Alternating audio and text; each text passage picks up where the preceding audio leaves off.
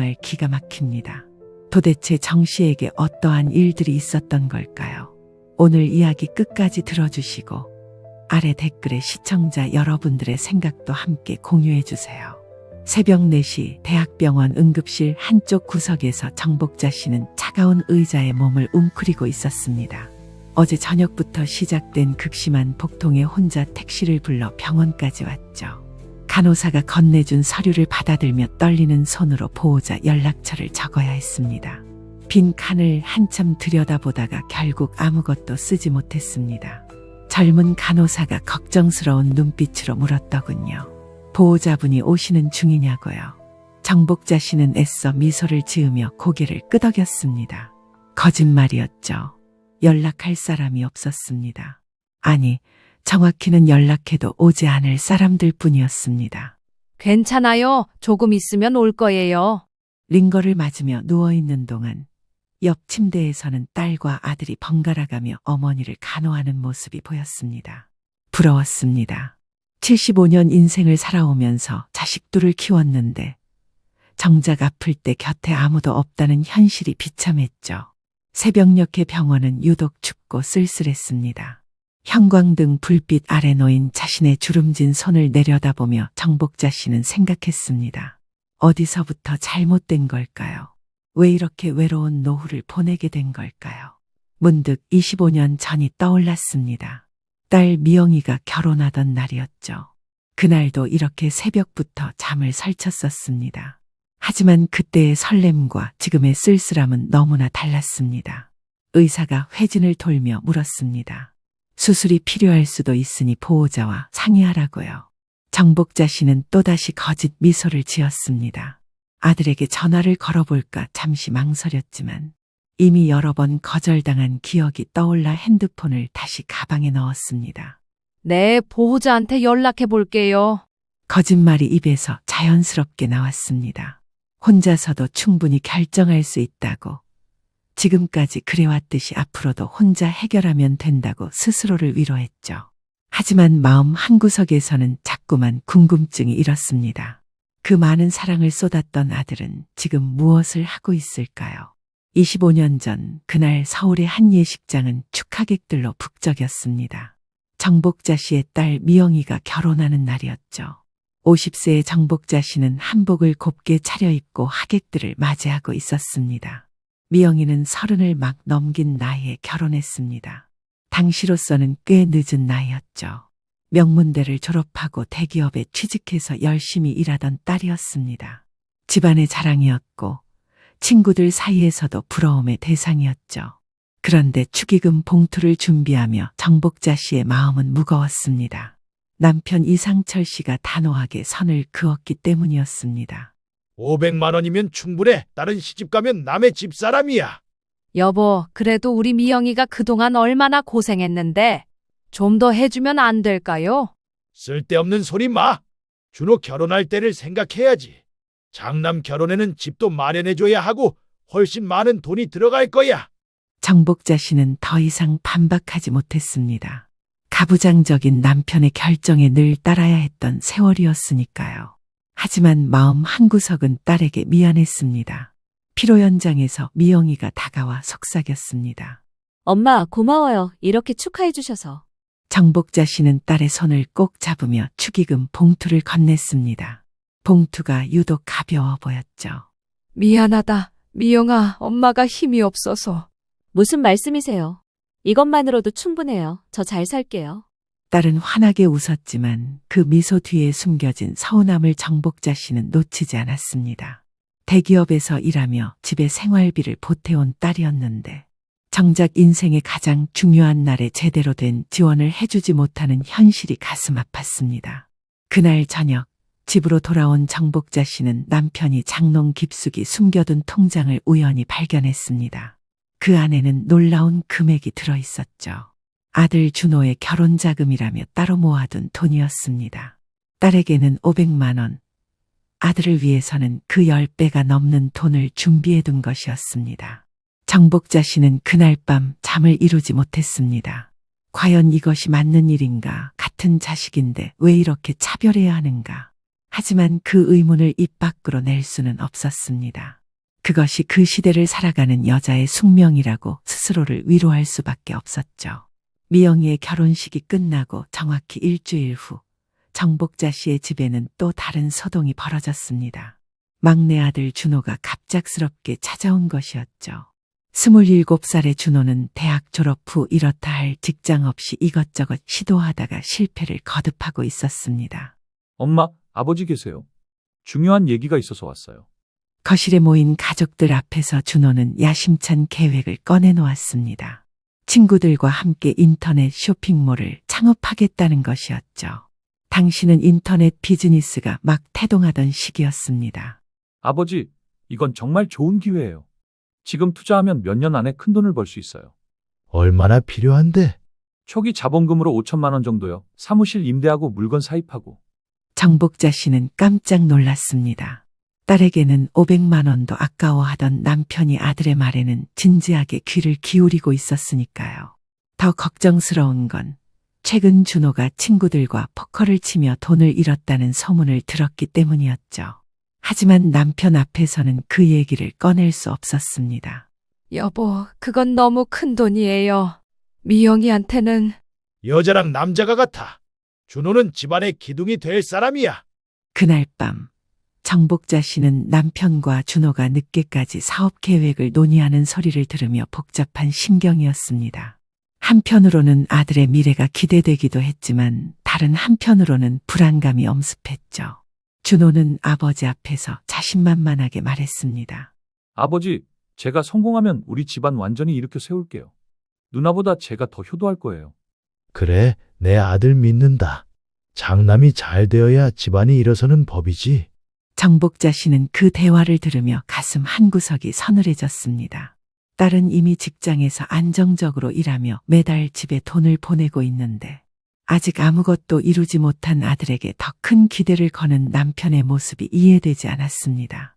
다음 날 아침 준호가 출근한 후 정복자 씨는 조심스럽게 남편에게 물었습니다. 정말 그 돈을 다 줄 거예요?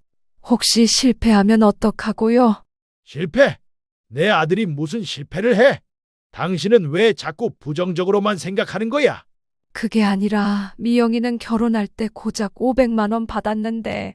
이상철 씨의 얼굴이 순간 굳어졌습니다. 그리고 차가운 목소리로 말했죠. 엄마, 제가 사업 실패하면 어떻게 하실 거예요? 아들의 그 질문은 25년이 지난 지금도 정복자 씨의 귀에 생생하게 남아 있었습니다. 그때 왜 그 불길한 예감을 무시했을까요? 왜 딸의 서운함을 외면하고 아들의 허황된 꿈에만 모든 것을 걸었을까요? 2004년 겨울, 준호가 결혼한 지 2년째 되던 해였습니다. 정복자 씨는 55세의 나이에 두 자녀를 모두 결혼시키고 이제야 한숨 돌릴 수 있을 거라 생각했죠. 하지만 현실은 정반대였습니다. 오히려 더 바빠졌고 더 힘들어졌습니다. 어느 목요일 오후, 정복자 씨는 부엌에서 김장김치를 담그고 있었습니다. 며느리 영숙이 일하러 나간 사이 2살배기 손자를 돌보며 집안일까지 하느라 정신이 없었죠. 그때 전화벨이 울렸습니다. 딸 미영이었습니다. 엄마, 지금 통화 가능하세요? 목소리에 울음기가 섞여 있었습니다. 정복자 씨는 손자가 낮잠 자는 틈을 타 조용히 전화를 받았죠. 무슨 일이야? 또 시어머니가 뭐라고 하셨어? 시어머니가 제가 아이를 안 낳는다고 매일 구박하세요. 남편도 이제는 시어머니 편이에요. 딸의 시댁은 전통적인 집안이었습니다. 결혼 5년 차의 아이가 없자 며느리 탓을 하기 시작했죠. 사실 미영이는 직장 생활과 시댁 눈치 보느라 아이 가질 여유가 없었습니다. 정복자 씨는 딸을 위로하고 싶었지만 마땅한 말이 떠오르지 않았습니다. 자신도 시집살이를 겪어봤기에 딸의 고통을 너무나 잘 알았죠. 하지만 동시에 며느리의 입장도 이해되는 복잡한 심정이었습니다. 조금만 참아. 시간이 지나면 나아질 거야. 엄마도 결국 시어머니 편이시네요. 제가 얼마나 힘든지 아세요? 친정 엄마한테라도 위로받고 싶었는데. 딸의 서운한 목소리에 정복자 씨는 가슴이 아팠습니다. 그런데 곧 미영이가 한숨을 쉬며 말했죠. 그래도 엄마도 힘드시죠? 제가 너무 투정 부렸나요? 죄송해요. 딸은 늘 그랬습니다. 서운해하면서도 결국 부모를 이해하려 했죠. 그런데 바로 그때 현관문이 벌컥 열리며 며느리 영숙이가 들어왔습니다. 퇴근 시간이 되려면 아직 2시간이나 남았는데 말이죠. 어머니, 저 오늘 약속이 있어서요. 애 좀 봐주실 수 있죠? 정복자 씨는 딸과의 통화를 서둘러 끊어야 했습니다. 며느리는 당연하다는 듯이 옷을 갈아입고 다시 나갔습니다. 친구들과 모임이 있다면서요. 하루 종일 손자를 봐주며 집안일을 하는 것도 일인데 너무 자연스럽게 떠맡기고 나간 며느리가 얄밉기까지 했습니다. 혼자 남은 정복자 씨는 우는 손자를 달래며 한숨을 쉬었습니다. 딸은 시댁에서 구박받고 자신은 며느리에게 무시당하고 똑같은 여자인데 왜 이렇게 다른 대접을 받는 걸까요? 그날 저녁 아들 준호가 퇴근하자마자 정복자 씨는 조심스럽게 말을 꺼냈습니다. 준호야, 영숙이가 요즘 너무 자주 나가는 것 같은데. 엄마, 영숙이도 나름대로 스트레스가 많아요. 이해해 주세요. 그래도 애가 있는데 매일 이렇게. 제가 알아서 할게요. 엄마는 그냥 손자나 잘 봐주세요. 아들의 차가운 말투에 정복자 씨는 입을 다물 수밖에 없었습니다. 외딸의 고통은 당연하고 며느리의 일탈은 이해해야 하는 걸까요? 이 모순된 현실 앞에서 정복자 씨는 무력감만 느꼈습니다. 2008년 봄, 정복자 씨가 59세 되던 해였습니다. 딸 미영이가 드디어 첫 아이를 낳았죠. 7년간의 기다림 끝에 얻은 귀한 딸이었습니다. 정복자 씨는 기쁜 마음에 병원으로 달려갔습니다. 그런데 남편 이상철 씨의 반응은 시큰둥했습니다. 병실에 들어서자마자 한 말이 고작 이거였죠. 딸이구나. 그래도 다음에는 아들 낳아야지. 미영이의 얼굴이 순간 어두워졌습니다. 정복자 씨는 서둘러 분위기를 바꾸려 했죠. 예쁘네, 우리 외손녀. 엄마가 산후조리 도와줄게. 정말요? 엄마가 와주시면 정말 든든할 것 같아요. 하지만 집에 돌아오자 이상철 씨가 단호하게 말했습니다. 뭐? 산후조리를 도와준다고? 시어머니가 계시는데 당신이 왜 나서? 미영이가 힘들어해요. 첫 아이라 더 그럴 거고요. 준호네는 어떻게 하고? 영숙이가 또 임신했다는데. 정복자 씨는 깜짝 놀랐습니다. 며느리의 둘째 임신 소식은 처음 듣는 얘기였죠. 아들 부부는 시부모에게 먼저 알리지도 않고 있다가 이럴 때만 꺼내는 것이었습니다. 결국 정복자 씨는 딸의 산후조리를 도와주러 가지 못했습니다. 대신 며느리의 둘째 출산 준비를 해야 했죠. 딸은 친정엄마 없이 혼자서 산후조리원에서 버텨야 했습니다. 그로부터 6개월 후 며느리가 둘째 아들을 낳았습니다. 이번에는 정복자 씨가 한 달 내내 며느리 집에서 살다시피 했죠. 아침 일찍 가서 밤늦게까지 산모 돌보고 큰 손자 돌보고 집안일까지 도맡아 했습니다. 어느 날 미영이가 아이를 데리고 친정에 왔습니다. 외손녀를 보고 싶어하는 외할아버지를 위해서였죠. 그런데 이상철 씨의 태도는 너무나 달랐습니다. 밖에서 울면 시끄러우니까 빨리 데리고 가. 아버지, 그래도 외손녀인데요. 외손주는 남의 집 자식이야. 우리 집대를 이을 건 준호네 아들들이지. 정복자 씨는 딸의 상처받은 표정을 보며 가슴이 찢어지는 것 같았습니다. 똑같은 손주인데 왜 이렇게 차별하는 걸까요? 하지만 그녀는 또다시 침묵할 수밖에 없었습니다. 그날 밤 미영이가 떠난 후 정복자 씨는 남편에게 말했습니다. 여보, 너무한 거 아니에요? 미영이가 얼마나 상처받았겠어요? 쓸데없는 감상에 빠지지 마. 현실을 봐야지. 무슨 현실이요? 우리가 늙으면 누가 돌봐주겠어? 딸이야? 아니야, 아들이지. 그러니까 손자들한테 더 잘해야 하는 거야. 그 말에 정복자 씨는 할 말을 잃었습니다. 과연 그럴까요? 정말 아들이 노후를 책임져 줄까요? 그때는 그 말이 맞을 거라고 믿었습니다. 하지만 지금 생각해보면 그것은 착각이었습니다. 아니, 스스로를 속인 것인지도 모르겠습니다. 2012년 늦가을, 정복자 씨가 63세 되던 해의 일이었습니다. 평소처럼 손자들을 돌보고 저녁 준비를 하던 중이었죠. 갑자기 안방에서 쿵 하는 소리가 들렸습니다. 서둘러 달려가 보니 남편 이상철 씨가 바닥에 쓰러져 있었습니다. 여보, 정신 차려요. 119를 부르는 손이 덜덜 떨렸습니다. 뇌졸중이었죠. 다행히 목숨은 건졌지만 왼쪽 몸을 제대로 쓸 수 없게 되었습니다. 평생 가장 노릇을 하며 권위적으로 살아온 남편이 하루아침에 무력한 환자가 된 것입니다. 병원에서 정복자 씨는 아들과 딸에게 연락했습니다. 준호는 바쁘다며 저녁에야 잠깐 들렀다가 갔고 미영이는 퇴근 후 곧장 달려왔죠. 엄마, 제가 간병인 구해드릴게요. 엄마 혼자서는 힘드실 거예요. 아니야, 내가 할 수 있어. 돈도 아깝고. 그래도 엄마 건강도 생각하셔야죠. 제가 비용 도와드릴게요. 딸의 따뜻한 마음에 정복자 씨는 눈물이 났습니다. 그런데 바로 그때 병실 문이 열리며 며느리가 들어왔습니다. 인상을 찌푸리며 한마디 던졌죠. 병원비가 얼마나 나올지 걱정이네요. 우리도 애들 학원비에 허덕이는데. 정복자 씨는 충격을 받았습니다. 남편이 쓰러진 지 하루도 안 됐는데 돈 걱정부터 하는 며느리라니요. 미영이가 차가운 눈빛으로 올케를 쳐다봤습니다. 새언니, 지금 그런 말씀 하실 때예요? 현실적인 얘기하는 거죠. 아가씨는 돈 많으니까 모르시겠지만 준호가 황급히 아내를 말렸지만 분위기는 이미 차갑게 식어버렸습니다. 정복자 씨는 두 사람 사이에서 어찌할 바를 몰랐죠. 퇴원 후 집에서 간병하기로 했습니다. 미영이는 매주 주말마다 와서 아버지 간병을 도왔습니다. 반면 며느리는 시아버지가 불편하다며 아이들을 데리고 친정에 가는 날이 많아졌죠. 어느 날 저녁 이상철 씨가 힘겹게 말했습니다. 여보, 준호 불러. 왜요? 무슨 일 있어요? 유언 미리 정리해야 준호한테 다 줘. 정복자 씨는 가슴이 철렁했습니다. 아직 회복할 수 있는데 벌써 유언을 말하다니요. 하지만 더 놀라운 건 그 내용이었습니다. 미영이는요? 미영이한테도 뭔가 남겨줘야 하지 않을까요? 이상철 씨의 대답은 단호했습니다. 불편한 몸이지만 눈빛만은 여전히 완고했죠. 딸은 시집 갔으니 필요 없어.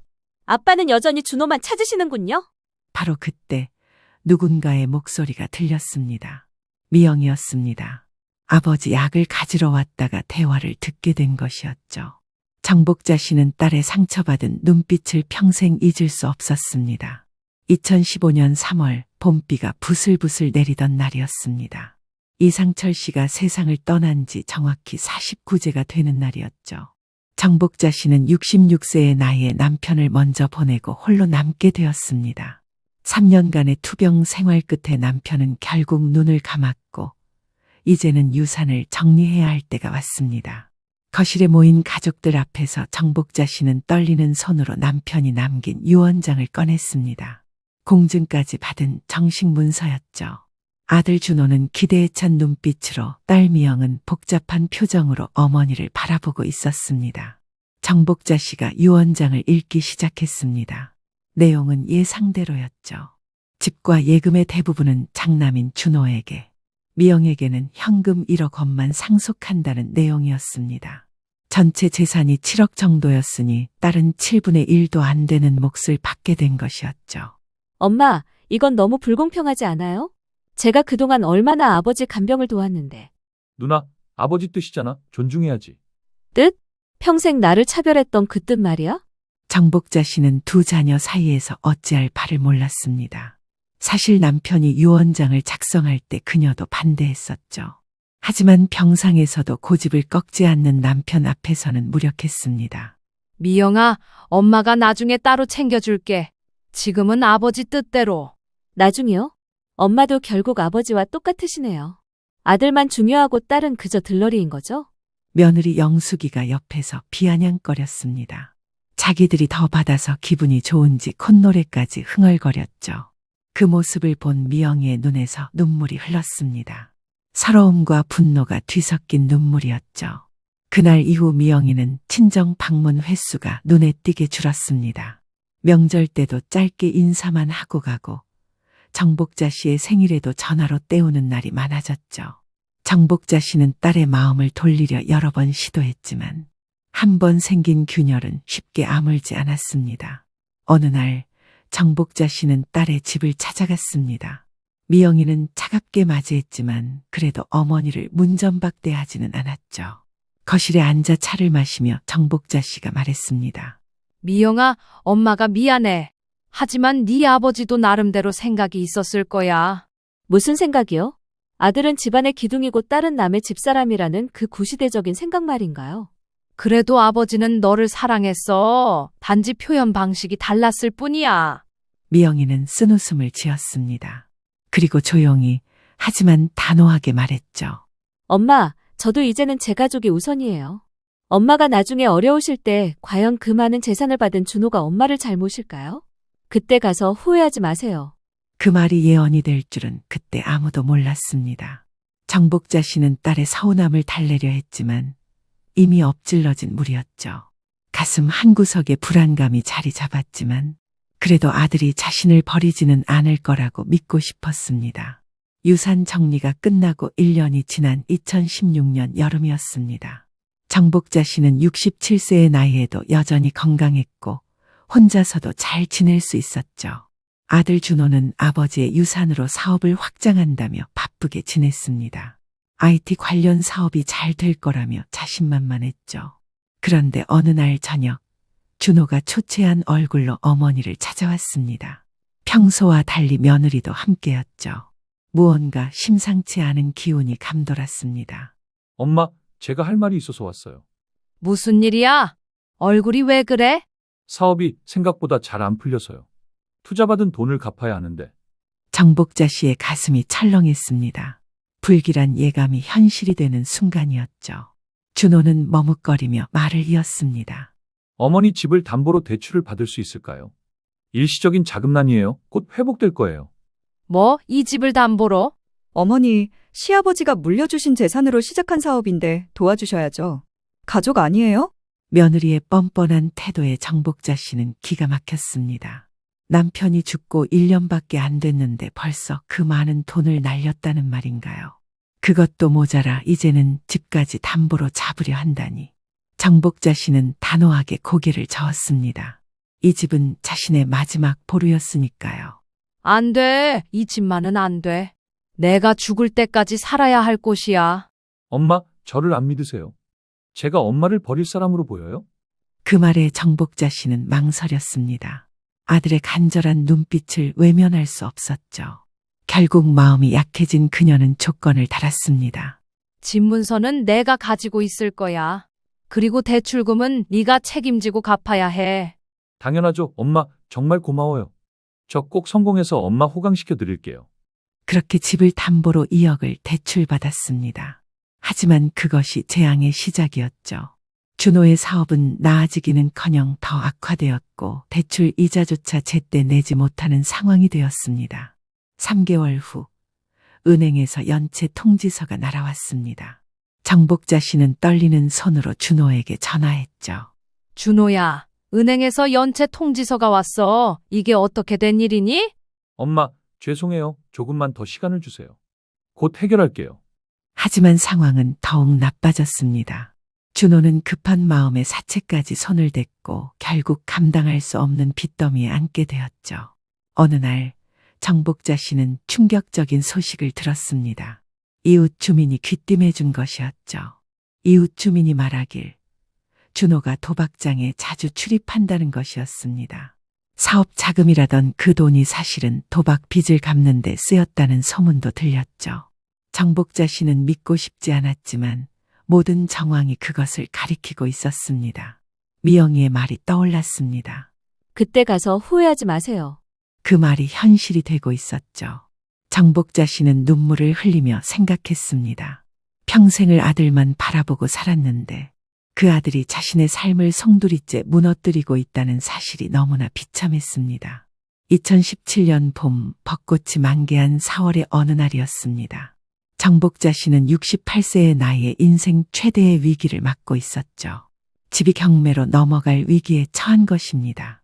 은행 직원이 찾아와 최후 통첩을 했습니다. 한 달 안에 연체금을 갚지 못하면 집이 경매로 넘어간다고요. 불난 집에 부채질을 하듯 복자 씨의 시련은 끊이질 않았습니다. 속이 답답해 집 주변을 걷다가 우편함에 꽂혀 있는 봉투를 발견했습니다. 준호 씨가 받은 대출에 대한 연체금을 이달 말까지 갚아야 한다는 내용이었습니다. 그런데 가만 보니 대출이 한두 개가 아니었습니다. 주택담보대출이야 자신이 동의하에 받아준 거라지만 사채에 손을 댔다던 준호 씨가 정복자 씨 명의로 추가로 더 대출을 받았던 겁니다. 이게 어떻게 된 일이지? 우리 준호가 이럴 리가 없는데. 담보대출을 갚아 나가는 과정에서 맡겼던 도장, 위임장 등이 생각났습니다. 사업을 하며 돈을 갚아 나가겠다고 확신에 찬 목소리로 말을 하는 모습을 이번은 정말 마지막이라고 생각했던 자신을 후회했습니다. 이러지도 저러지도 못하는 상황에 눈앞이 깜깜해졌습니다. 결국 수백 번 고민을 반복하다 절박한 마음에 정복자 씨는 딸 미영에게 전화를 걸었습니다. 자존심이 상했지만 달리 방법이 없었죠. 미영아, 엄마야, 시간 있니? 무슨 일이세요? 목소리가 안 좋으신데. 정복자 씨는 눈물을 삼키며 상황을 설명했습니다. 준호의 사업 실패, 집 담보 대출, 그리고 지금의 위기 상황까지 전화 너머로 미영이의 한숨 소리가 들렸습니다. 그래서요, 제가 어떻게 해드리길 바라시는 건가요? 미영아, 엄마가 이런 부탁하기 정말 미안한데 혹시 돈 좀 빌려줄 수 있니? 긴 침묵이 흘렀습니다. 정복자 씨는 딸의 대답을 기다리며 숨을 죽였죠. 드디어 미영이가 입을 열었습니다. 엄마, 저도 가정이 있어요. 애들 학원비, 대학 등록금 준비하느라 빠듯해요. 그리고 솔직히 서운해요. 그 많은 재산 다 준호한테 주시고 이제 와서 저한테 손 벌리시는 거예요? 정복자 씨는 할 말이 없었습니다. 딸의 말이 맞았으니까요. 하지만 그래도 한 번 더 부탁했습니다. 엄마가 잘못했어. 정말 미안해. 하지만 이번 한 번만. 죄송해요. 엄마, 저도 여유가 없어요. 준호한테 받은 재산으로 해결하시든지 아니면 준호가 알아서 하게 하세요. 전화가 끊어졌습니다. 정복자 씨는 망연자실했죠. 딸의 차가운 거절이 가슴에 비수처럼 박혔습니다. 하지만 한편으로는 이해가 되기도 했습니다. 자신이 딸에게 했던 일들을 생각하면 그날 저녁 준호가 또 찾아왔습니다. 이번에는 혼자였죠. 며느리는 이미 친정으로 가버렸다고 했습니다. 별거 상태라고요.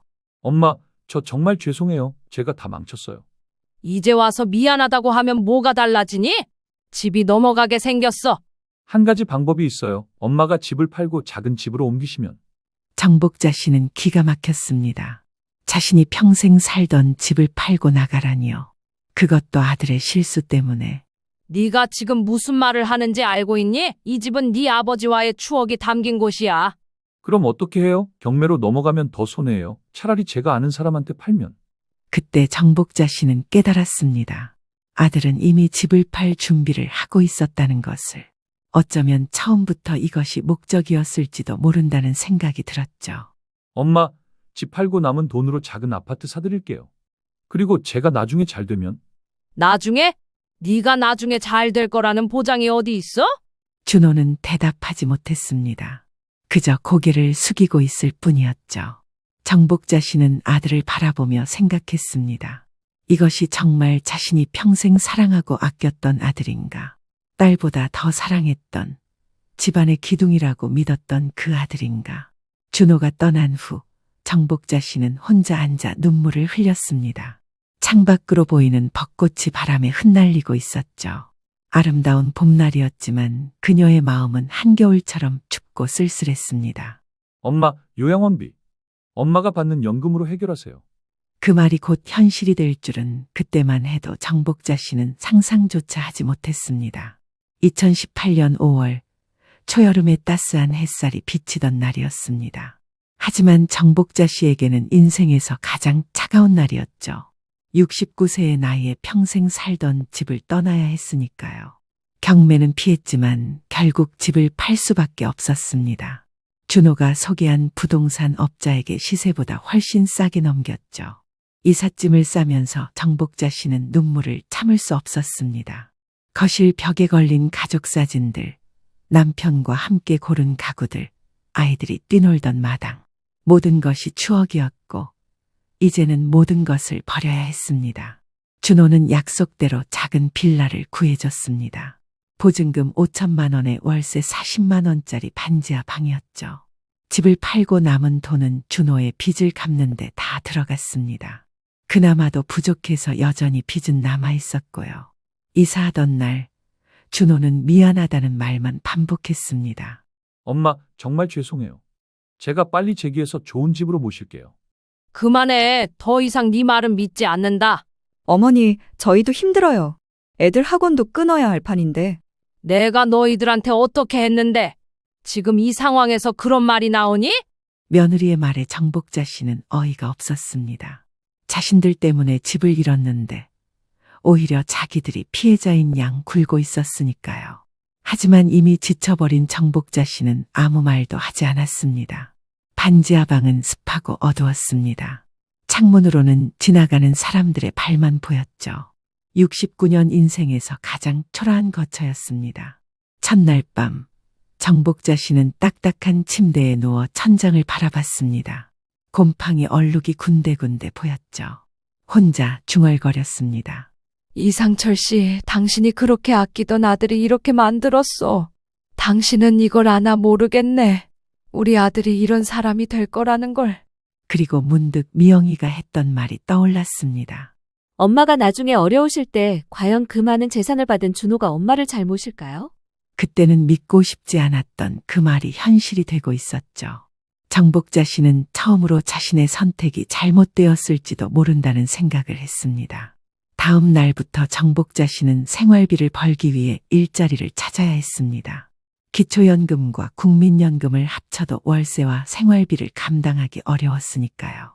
69세의 나이에 식당 설거지, 건물 청소 등을 전전했습니다. 어느 날 일하던 식당에서 우연히 딸 미영이를 만났습니다. 미영이는 회사 동료들과 점심을 먹으러 왔다가 어머니를 본 것이었죠. 순간 두 사람의 시선이 마주쳤습니다. 미영이의 얼굴에 놀라움과 안타까움이 스쳐 지나갔습니다. 하지만 곧 시선을 돌렸죠. 정복자 씨도 못 본 척했습니다. 서로가 서로를 외면한 것이었습니다. 퇴근 후 정복자 씨는 반지하 방으로 돌아와 홀로 앉아 있었습니다. 휴대폰이 울렸습니다. 미영이었죠. 엄마, 아까 봤어요. 왜 그런 일을? 먹고 살아야지. 네가 상관할 일 아니야. 준호는 뭐 하고 있어요? 어머니가 이런 일을 하시는데. 복자 씨는 쓴웃음을 지었습니다. 준호는 이미 한 달째 연락이 없었거든요. 가끔 문자로 죄송해요. 조금만 기다려주세요라는 말만 보낼 뿐이었죠. 그날 밤 정복자 씨는 오랜만에 일기를 썼습니다. 오늘도 살았다. 내일도 살아야 한다. 언제까지 이렇게 살 수 있을까? 아니, 이게 사는 건가? 2019년 겨울 정복자 씨가 70세가 되던 해였습니다. 반지하 생활도 1년이 넘었죠. 그동안 준호는 일용직 노동을 전전하며 겨우 생활하고 있었습니다. 며느리는 아이들을 데리고 친정으로 가버렸고 이혼 소송 중이었죠. 어느 날 정복자 씨는 심한 허리 통증으로 병원에 가야 했습니다. 일하다가 무거운 것을 들다 삐끗한 것이었죠. 의사는 디스크 수술이 필요하다고 했습니다. 수술비는 500만 원 정도였죠. 정복자 씨는 망설이다가 준호에게 전화했습니다. 준호야, 엄마가 허리 수술을 해야 하는데. 수술이요? 큰 수술이에요. 디스크 수술이야. 의사가 빨리 하지 않으면 더 악화된대. 엄마, 저도 지금 당장은 영숙이랑 이혼 준비하느라 변호사 비용도 들고. 정복자 씨는 더 이상 말을 잇지 못했습니다. 아들의 목소리에서 귀찮아하는 기색이 역력했으니까요. 전화를 끊고 한참을 앉아 있다가 결국 미영에게 전화를 걸었습니다. 미영아, 엄마인데. 네, 무슨 일이세요? 차가운 목소리였습니다. 정복자 씨는 용기를 내어 상황을 설명했죠. 한참을 듣던 미영이가 한숨을 쉬며 말했습니다. 병원이 어디예요? 제가 수술비는 내드릴게요. 정말? 미영아, 고마워. 대신 이게 마지막이에요. 앞으로는 연락하지 마세요. 그 말에 정복자 씨는 숨이 막혔습니다. 딸의 차가운 선언이 가슴에 모처럼 박혔죠. 하지만 당장 수술이 급했기에 더 이상 말하지 못했습니다. 수술은 무사히 끝났습니다. 병실에서 회복하는 동안 정복자 씨는 혼자였습니다. 준호는 바쁘다며 오지 않았고 미영이는 수술비만 내고 얼굴을 비추지 않았죠. 옆 병상의 환자들은 가족들에 둘러싸여 있었지만 정복자 씨의 곁에는 아무도 없었습니다. 퇴원하던 날 간호사가 물었습니다. 보호자가 모시러 오냐고요. 정복자 씨는 거짓 미소를 지으며 고개를 끄덕였지만 결국 혼자 택시를 타고 반지하 방으로 돌아갔습니다. 집에 도착해 보니 준호가 앉아 있었습니다. 수술 후 처음 보는 아들이었죠. 엄마, 수술은 잘 됐어요? 그래, 네 누나가 수술비 내줬다. 아, 그랬구나. 누나한테 고마워해야겠네. 정복자 씨는 아들을 바라봤습니다. 예전에 당당하고 자신만만하던 모습은 온데간데 없고 초라하고 비참한 중년 남자만 있었죠. 하지만 그보다 더 비참한 건 그런 아들에게조차 버림받은 자신이었습니다. 엄마, 저 할 말이 있어서 왔어요. 불안한 예감이 들었습니다. 준호는 머뭇거리다가 입을 열었죠. 제가 지방으로 일하러 가게 됐어요. 건설 현장인데 숙소에서 생활해야 해서 그래서 당분간 엄마를 자주 못 찾아뵐 것 같아요. 혼자서도 잘 지내실 수 있죠? 정복자 씨는 아들의 진짜 의도를 알아챘습니다. 돌봐야 할 늙은 어머니가 부담스러워 도망가는 것이었죠.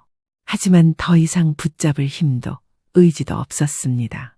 2022년 초봄, 정복자 씨가 73세가 되던 해였습니다.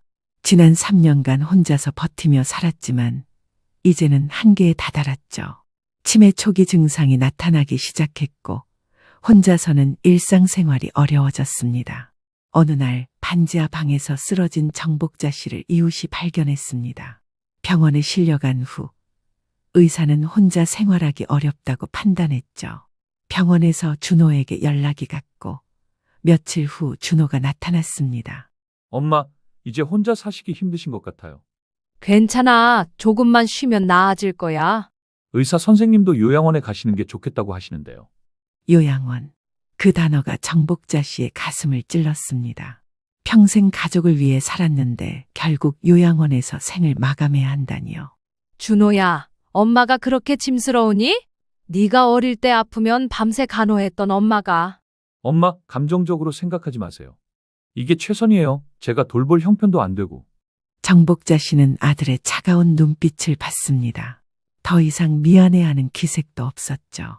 그저 귀찮은 짐을 처리하는 사람의 표정이었습니다. 며칠 후 정복자 씨는 시 외곽의 요양원으로 옮겨졌습니다. 실버타운이라는 그럴듯한 이름이 붙어 있었지만 사실상 버려진 노인들의 마지막 거처였죠. 입소수속을 밟으면서 준호가 말했습니다. 엄마, 여기 시설도 괜찮고 직원들도 친절해요. 잘 지내실 거예요. 면회는 자주 올 거지? 네, 시간 날 때마다 올게요.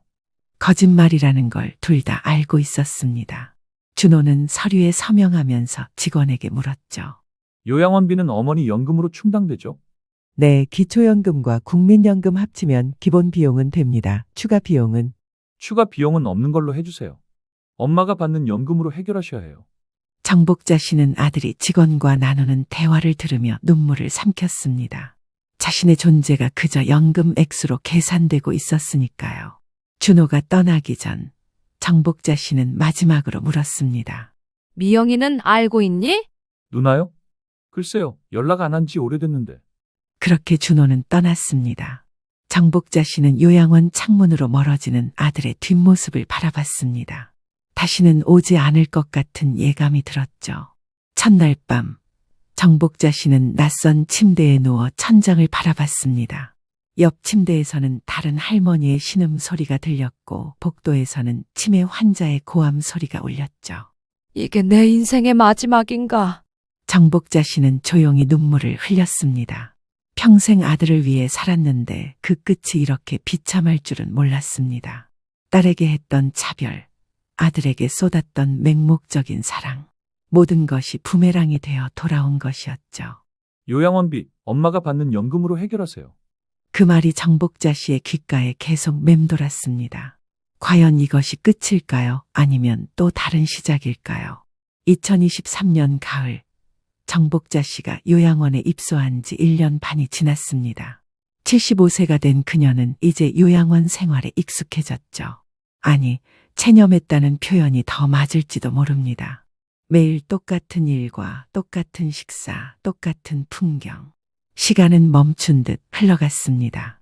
준호는 약속과 달리 단 한 번도 면회를 오지 않았습니다. 처음 몇 달은 기다렸지만 이제는 포기했죠. 가끔 문자로 잘 지내세요라는 짧은 안부만 올 뿐이었습니다. 그마저도 점점 뜸해졌고요. 어느 날 오후 정복자 씨는 요양원 정원에서 휠체어에 앉아 하늘을 바라보고 있었습니다. 옆자리에 박 할머니가 말을 걸어왔죠. 박 할머니는 요양원에서 유일하게 마음을 터놓을 수 있는 친구였습니다.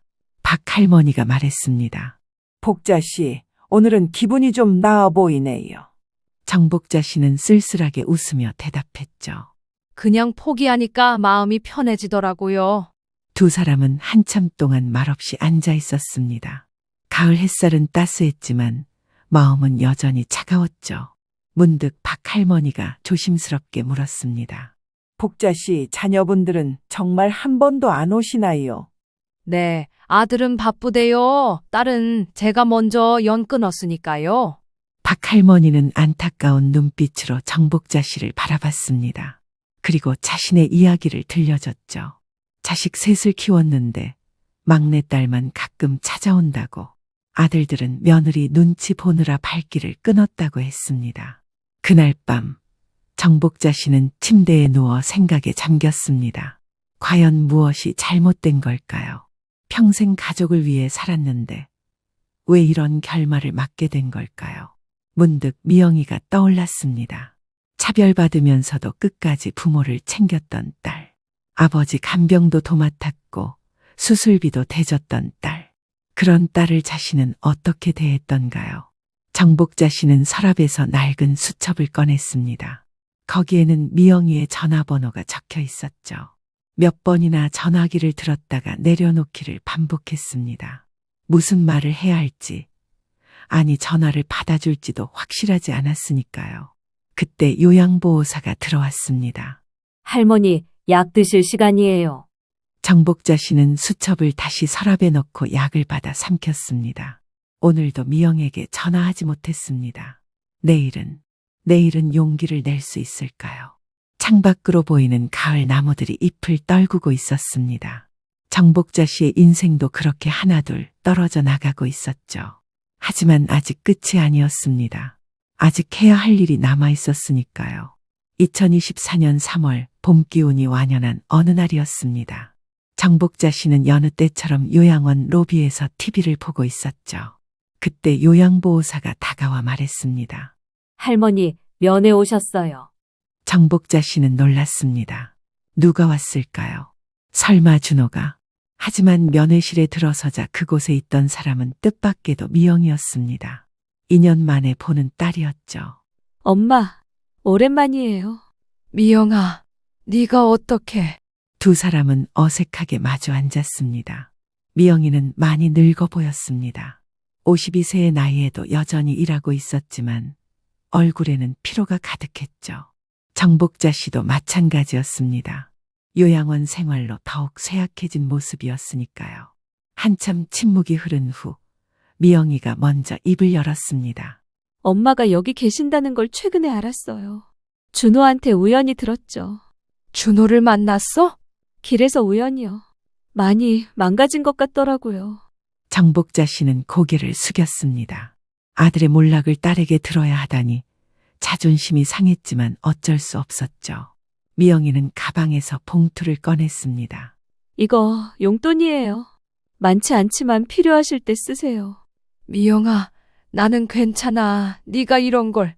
엄마, 사실 저도 할 말이 있어서 왔어요. 미영이는 숨을 깊이 들이쉬고 말을 이었습니다. 그것은 정복자 씨가 전혀 예상하지 못한 이야기였죠. 엄마, 제가 그동안 엄마 통장으로 돈을 넣어드렸어요. 엄마는 모르셨겠지만. 뭐? 무슨 말이야? 미영이가 설명하기 시작했습니다. 아버지가 돌아가신 후 미영이는 매달 조금씩 어머니 통장에 돈을 입금했다고 했습니다. 통장을 준호가 관리한다는 걸 알았기에 어머니가 쓸 수 있도록 했다고요. 하지만 그 돈은 모두 준호가 가져갔고 정복자 씨는 전혀 모르고 있었던 것이었습니다. 그럼 그동안 네가 네, 처음에 30만 원으로 시작했어요. 제가 대리였을 때니까 과장되고는 40만 원, 부장되고는 50만 원으로 늘렸죠. 5년 동안 총 2천만 원 정도 보냈을 거예요. 엄마가 생활하시는데 보태시라고. 정복자 씨는 충격을 받았습니다. 자신이 차별하고 상처 준 딸이 몰래 자신을 도와주고 있었다니요. 그것도 5년이나 눈물이 쏟아졌습니다. 미영아, 미안해. 엄마가 정말 미안해. 이제 와서 사과받고 싶지 않아요. 그냥 엄마가 건강하게 계셨으면 좋겠어요. 그래도 어떻게 하면 마음이 풀리겠니? 솔직히 저도 엄마도 준호도 이 모든 상황이 달갑진 않아요. 여기 오기까지 고민도 많이 했고요.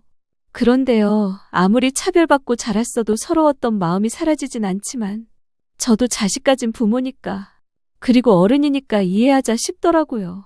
근데 잘 모르겠어요. 이게 무슨 마음인지 아직은 저도 갈피를 못 잡겠거든요. 그래서 엄마 얼굴 보면 뭐라도 답이 나올까 싶어서 온 거고요. 아마 오늘 이후로 또 생각이 달라질 수도 있겠죠. 그러니까 제 걱정은 하지 마시고요. 열심히 재활받으시고 건강해지세요. 다음엔 웃는 모습으로 만나요. 두 사람은 한참 동안 울었습니다. 오해와 상처로 얼룩진 세월이었지만 그 밑에는 여전히 모녀의 정이 남아있었던 것이었죠. 면회를 마치고 돌아간 미영이가 남긴 것은 돈뿐만이 아니었습니다. 희망이었죠. 정복자 씨는 딸과의 만남 이후 조금씩 변하기 시작했습니다. 요양원 생활에도 의욕이 생겼고 재활 운동도 열심히 했습니다. 그로부터 한 달 후 충격적인 소식이 전해졌습니다. 아들 준호가 사기죄로 구속되었다는 것이었죠. 사실 정복자 씨는 어느 정도 예감하고 있었습니다. 요양원에 입소한 후 준호가 여러 사람에게 어머니 병원비를 핑계로 돈을 빌렸다는 소문을 들었거든요. 도박 빚을 갚기 위해 거짓말을 했고 결국 고소를 당한 것이었습니다. 정복자 씨는 가슴이 무너졌지만 어쩐지 예상했던 일이기도 했습니다. 미영이가 다시 찾아왔습니다. 이번에는 좋은 소식을 가지고 왔죠. 엄마, 제가 이번에 임원 승진했어요. 여성 임원은 회사에서 3번째래요. 정말? 우리 미영이가? 딸의 성공 소식에 정복자 씨는 진심으로 기뻤습니다. 그동안 한 번도 제대로 축하해주지 못했던 딸. 이제라도 자랑스러워할 수 있어서 다행이었죠. 그리고 엄마, 제안이 있어요. 엄마를 모시고 싶어요. 뭐?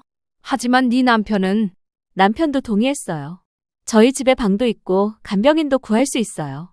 여기보다는 나을 거예요. 정복자 씨는 믿을 수 없었습니다. 그토록 상처를 준 자신을 딸이 모시겠다니요. 하지만 미영이의 눈빛은 진심이었습니다. 엄마, 저도 엄마를 원망했어요. 하지만 그래도 엄마는 엄마예요. 이제는 제가 엄마를 돌볼게요.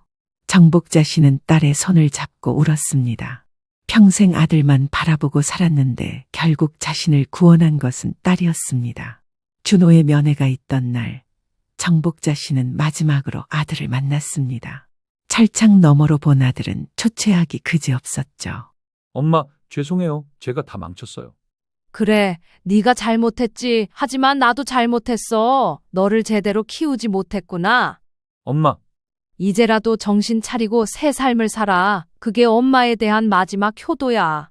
정복자 씨는 더 이상 아들에게 미련을 두지 않기로 했습니다. 평생의 편견과 잘못된 사랑이 만든 결과였으니까요. 2024년 5월, 정복자 씨는 요양원을 나와 딸의 집으로 갔습니다. 깨끗하고 따뜻한 방, 정성스러운 식사, 그리고 무엇보다 가족의 온기가 있었죠. 외손녀가 할머니라고 부르며 안겼을 때 정복자 씨는 또다시 눈물을 흘렸습니다. 병원 침대에서 시작된 이 긴 이야기는 이제 끝을 향해 가고 있었습니다. 정복자 씨는 남은 생을 딸과 함께하며 지난날의 잘못을 조금이나마 보상하고 싶었습니다. 창밖으로 보이는 봄 풍경이 아름다웠습니다. 새로운 시작이었죠. 사랑하고 사랑받을 시간이 남아 있었으니까요. 정복자 씨는 일기장에 적었습니다. 오늘 미영이가 엄마라고 불러줬다. 그 한마디가 평생 들었던 어떤 말보다 따뜻했다. 이제야 진짜 가족이 무엇인지 알 것 같다. 정복자 씨는 비로소 안도의 한숨을 내쉬었습니다. 앞으로 살아갈 날이 얼마가 될지는 모르지만 그동안 다 해주지 못했던 것을 조금이나마 베풀 수 있으리라 생각했죠. 그동안 살아온 시간을 되돌아보며 정복자 씨는 다시 한번 살아갈 용기를 얻었습니다. 서윤아, 나 재활병동으로 가야 한대. 병원비가 꽤 나온다더라. 아, 어머님, 그거요. 지금 저희도 좀 빠듯해서요. 예준이 태권도도 시작했고, 제가 카페 준비하면서 쓸 일이 많아서. 그럼 정우한테라도 얘기해줘. 정우 씨도 요즘 월급이 줄어서요. 그래서 지금까지 어머니가 병원에서 쓰신 거, 어머님 보험으로 했잖아요. 77살 나복희 씨는 오늘도 어김없이 새벽 6시에 눈을 떴습니다. 몸은 천근만근이었지만 습관처럼 이불을 걷어내고 부엌으로 향했습니다. 보일러를 아끼느라 밤새 꺼둔 탓에 방바닥은 발바닥이 시릴 정도로 차가웠습니다. 냉장고에서 꺼낸 멸치 육수를 냄비에 붓고는 전날 손질해둔 무와 두부를 넣었습니다. 국물이 보글보글 끓자 손자 예준이 입에 맞게 된장을 조금만 풀었습니다. 보글보글 끓어오르자 복희 씨는 한 숟가락 떠서 맛을 보았습니다. 복희 씨 입에는 조금 싱거웠지만 일부러 그랬습니다. 며느리 서윤 씨가 짜다고 또 뭐라 할까봐 이제는 간도 맞추기가 두려웠습니다. 아이 밥상을 다 차려놓고 시계를 보니 6시 55분이었습니다. 손자는 7시 반이면 유치원 통학 차량이 오기 때문에 그 전에 밥을 먹이고 씻기고 준비시켜야 했습니다. 예준아, 우리 강아지 일어나야지.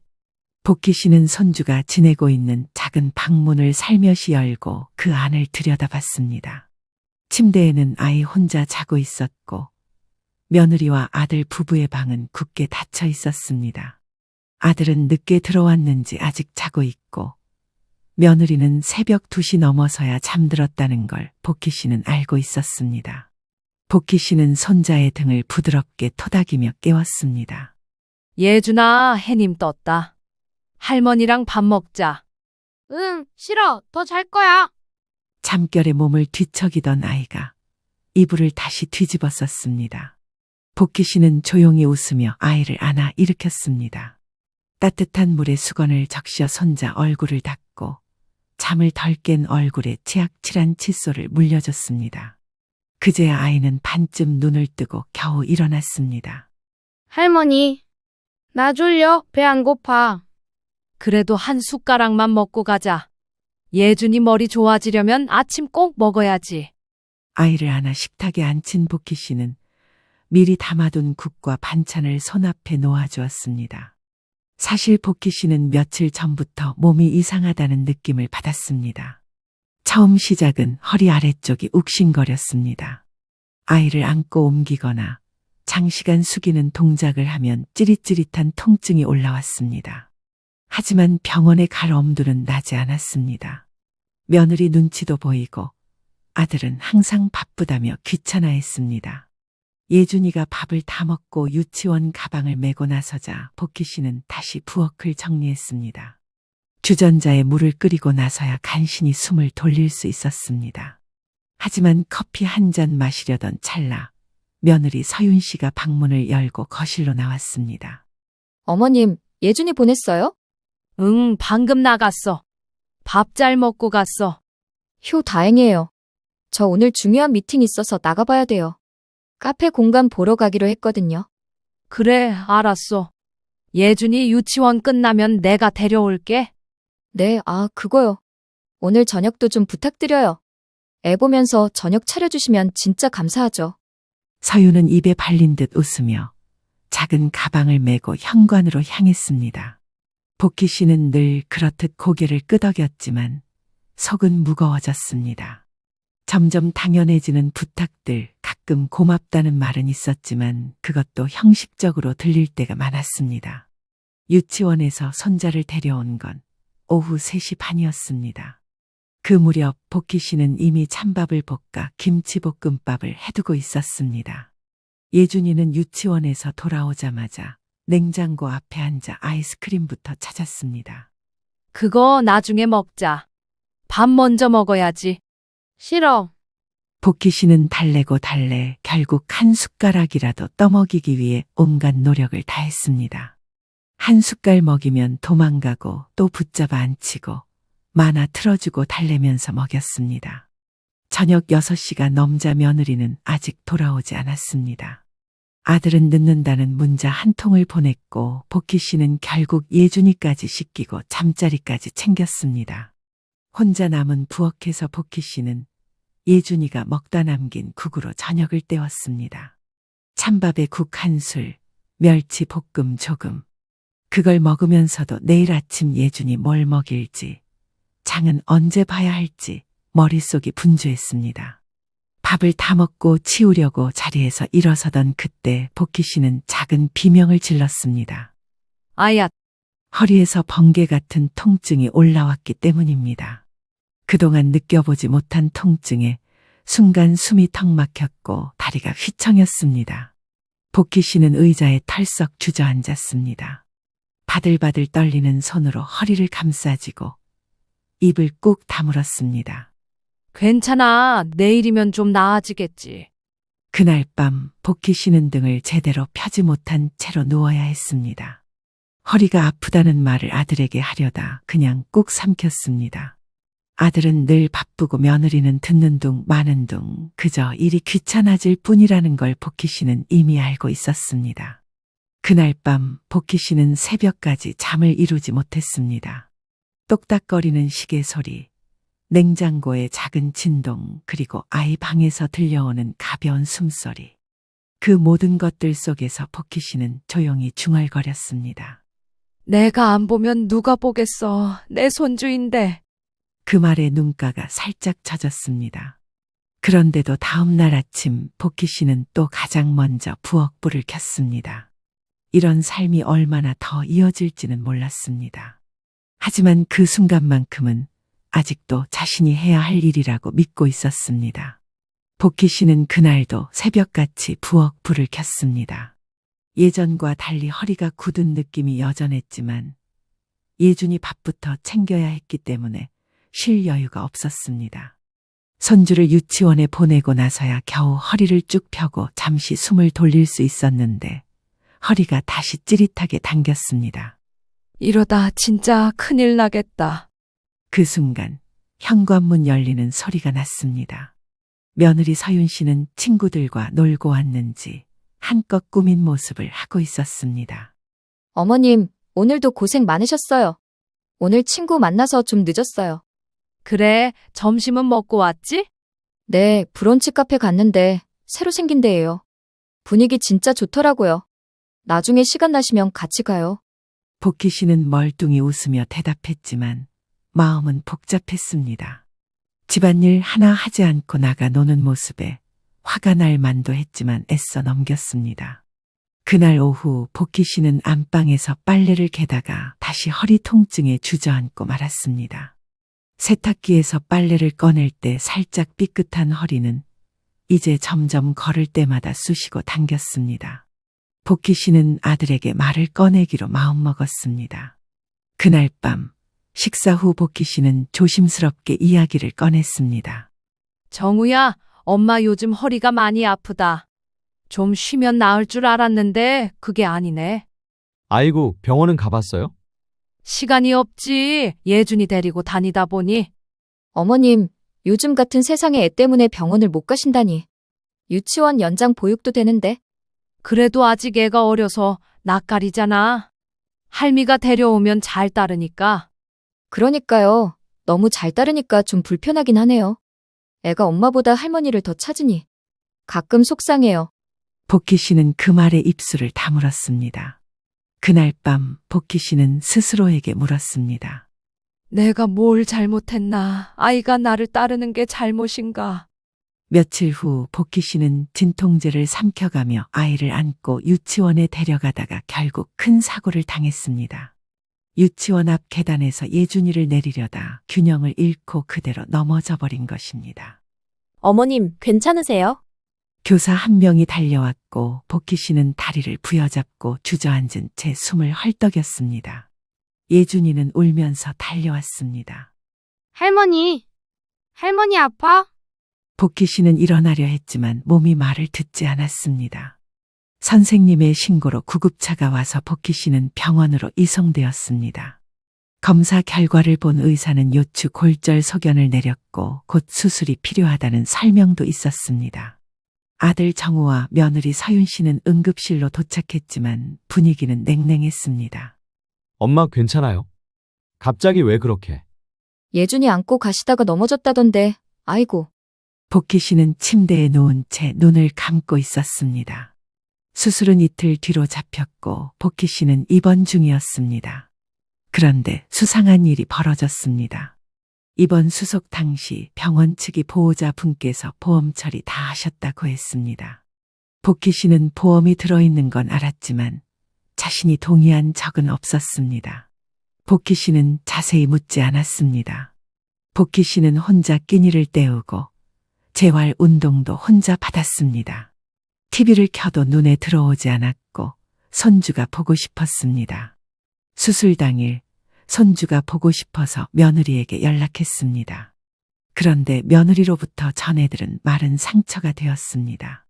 요즘 애가 감기 기운 있어서 못 데리고 가요. 수술이 끝난 후에도 며느리는 손주와 함께 찾아오지 않았습니다. 그렇게 시간이 흐르던 어느 날 병원에서 깜짝 전화를 받았습니다. 보험사 직원이 보험금 정산 관련해 보호자 서류가 필요하다며 연락해온 것이었습니다. 복희 씨는 그제야 보험이 완전히 며느리 이름으로 되어 있다는 것을 정확히 확인했습니다. 그날 저녁 아들에게 전화를 걸었습니다. 정우야, 보험 얘기 들었는데 그게 니네가 전부 처리한 거니? 아, 엄마 그거 복잡해서 그냥 서윤이가 알아서 했어요. 걱정 마세요. 근데 그 돈은 어차피 내가 다 냈던 거잖니? 예준이 태어나고 들어준 보험인데. 엄마, 지금 돈 얘기할 상황 아니잖아요. 몸이나 잘 회복하세요. 복희 씨는 아무 말도 하지 못했습니다.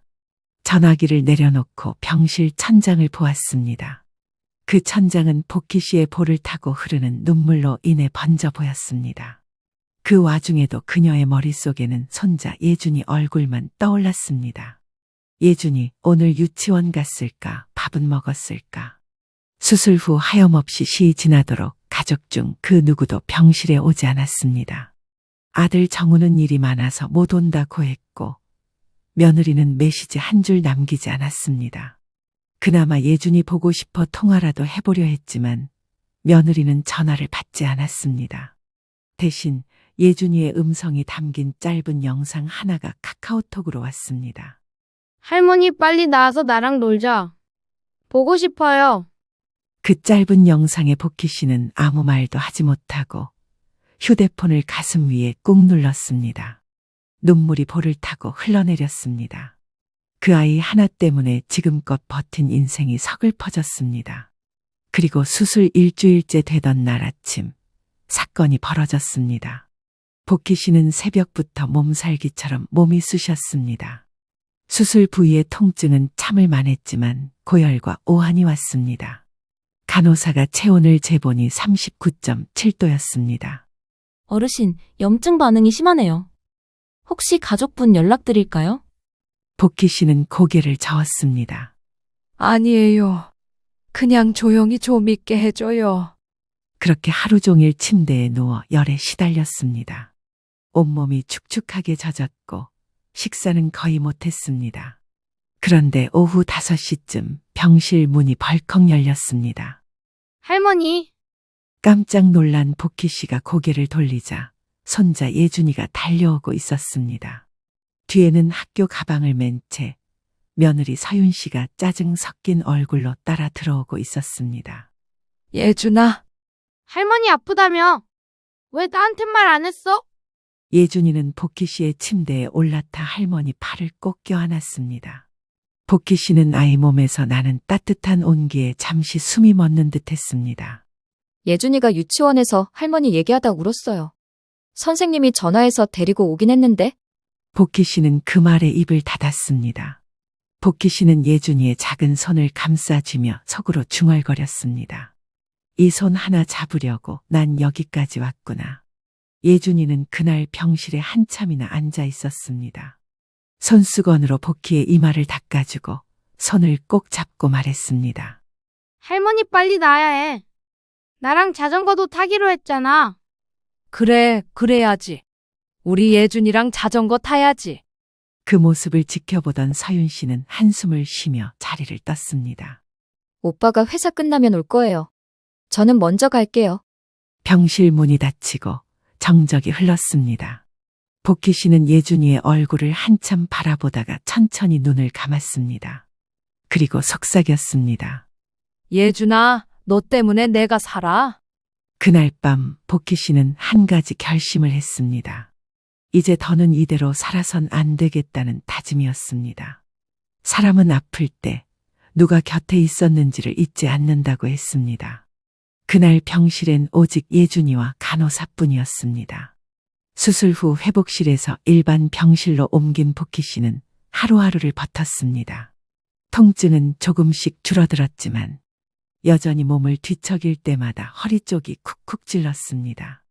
무엇보다 마음이 더 쓰렸습니다.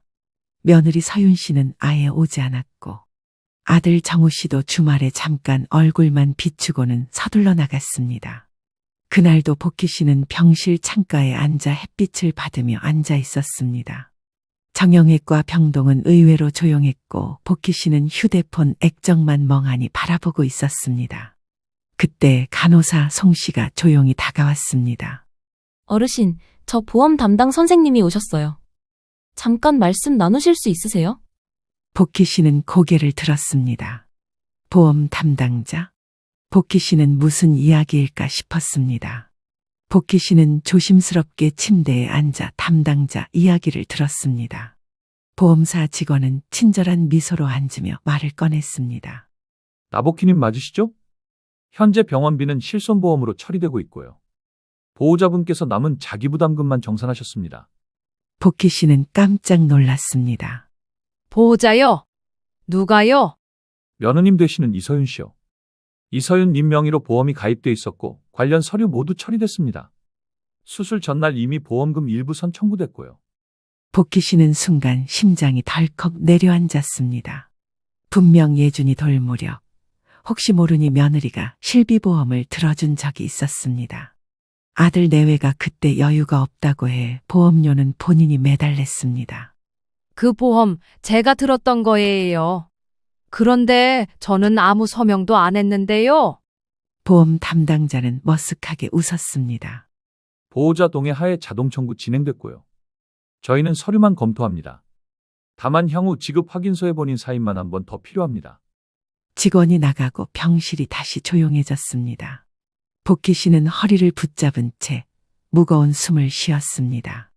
그날 저녁 아들 정우 씨가 퇴근길에 병실에 들렀습니다.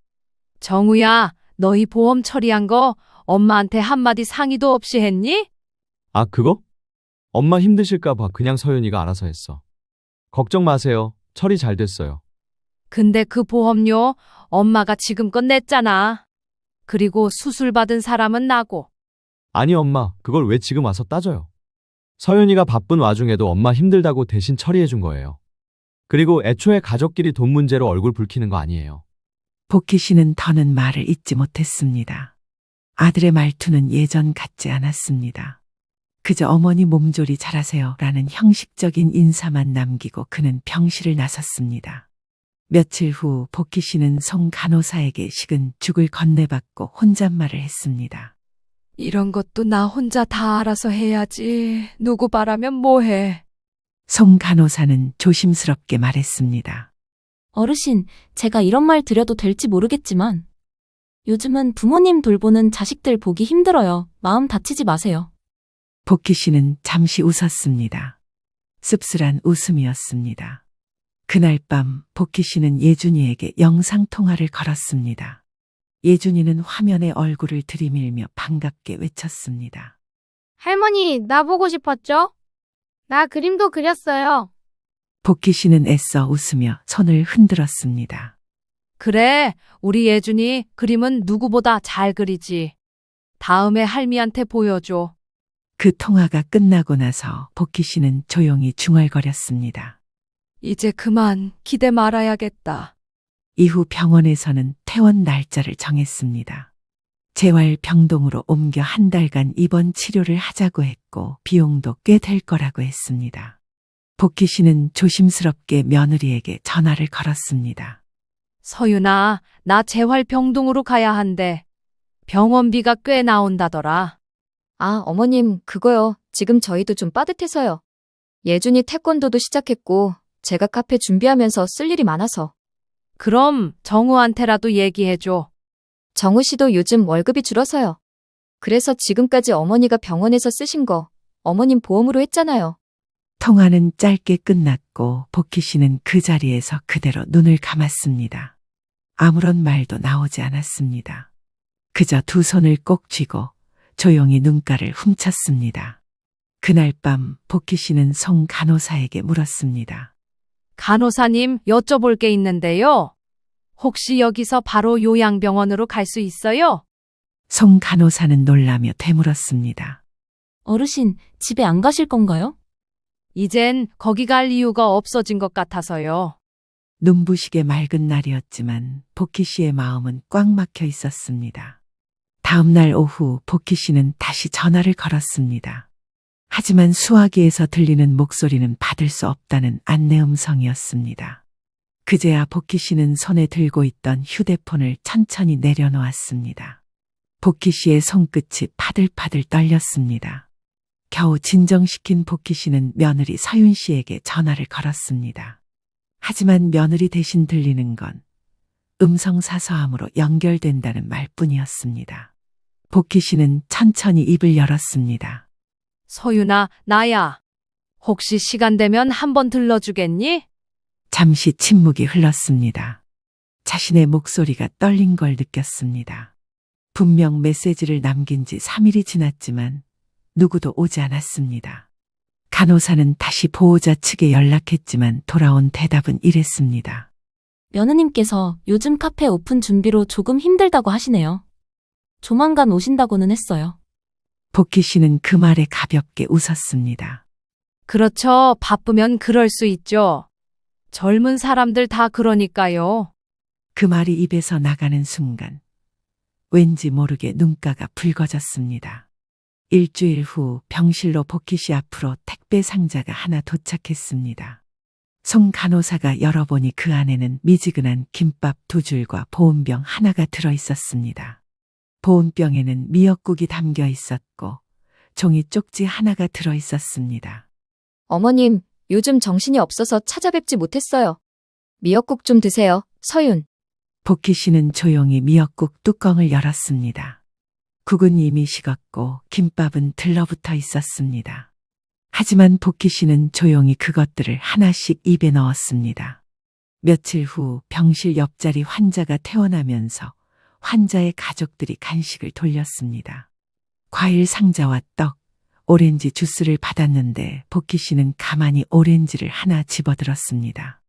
그 순간 아들 정우와 예준이가 같이 마트에서 귤을 고르던 장면이 떠올랐습니다. 이거 맛있어. 이거 사자. 그래, 예준이 먹고 싶으면 사야지. 그 시절의 며느리와 손자가 너무도 선명하게 떠올랐습니다.